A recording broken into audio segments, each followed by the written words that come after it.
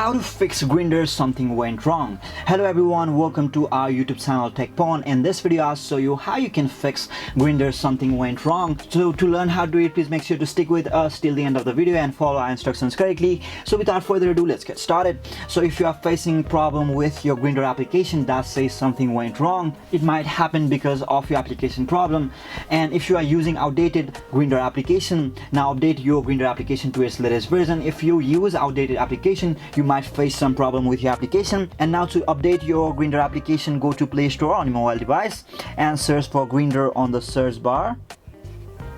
Go for Grindr, and in this page if you see update button instead of open, that means that your application needs to be updated to its latest version. Just tap on update button instead of open and you will be able to download your update files.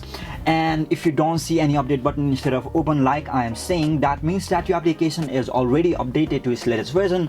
So now follow me to the next step. Now what we are going to do is clear cache files on our mobile device of Grindr application. So to do that, go to settings section on your phone. And right now I'm on settings section on my mobile device. Now tap on the option that says apps and notifications. Just tap on it and you can search for Grindr on the search icon, which is around at the top right side. Now search for Grindr. Now tap on Grindr and I am taken to app information section of Grindr application on my settings.